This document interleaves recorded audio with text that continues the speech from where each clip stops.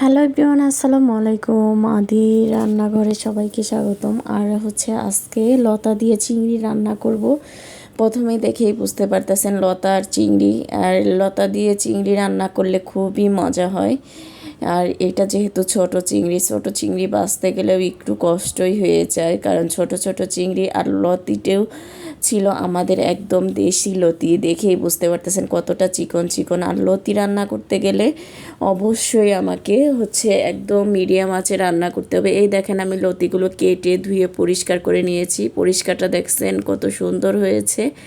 আর লতি চিংড়ি রান্না করার জন্য আমি সবগুলো লতি আগে লবণ দিয়ে মেখে রেখেছিলাম, এর জন্য এতটা পরিষ্কার হয়েছে।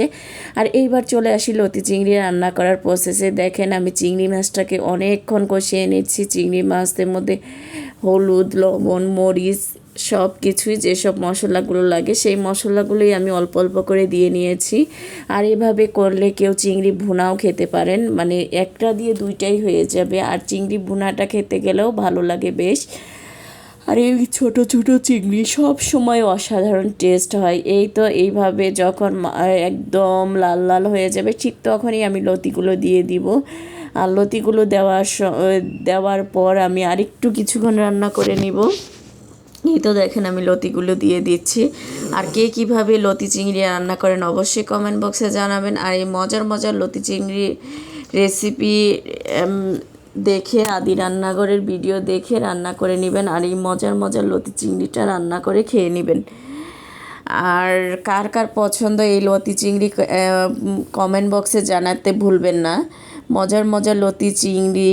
আর যেহেতু এই সময়টাতে লতি খেতে খুবই ভালো লাগে, শীতকালে হালকা হালকা শীত পড়ে গেছে, আর এই সময়টা লতি চিংড়িতে বেশ জমবে। আর এই লতি চিংড়িটা রান্না করতেছে আমি কোনো ধরনের পানি দিইনি। যে লতি থেকে যে পানিটা উঠবে সেই পানি দিয়ে আমি রান্না করব, এর জন্য একটু টাইম লাগবে, একটু সময় করে নিয়েই আমি রান্নাটা কমপ্লিট করব। এই তো দেখেন সেই মজাদার এই যে কতটা পানি উঠেছে সেটা আপনাদেরকে দেখাচ্ছি। আর কোনো ধরনের পানি ছাড়াই এটা একটু একটু করে রান্না করে নেবেন। আর নিচে অবশ্যই দেখতে হবে যে নিচে যেন লেগে না যায়।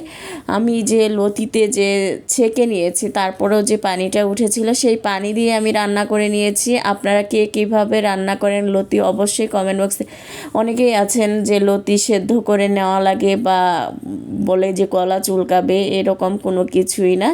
এই লতিটা যদি এইভাবে তেলের উপরে দিয়ে দিয়ে রান্না করেন আস্তে আস্তে, ঠিক এতটাই মজা হয় যে বলে বোঝানো যাবে না। আপনারাও একবার হলেও এইভাবে ট্রাই করে দেখবেন, তেলের উপরে রান্না করে নিয়ে।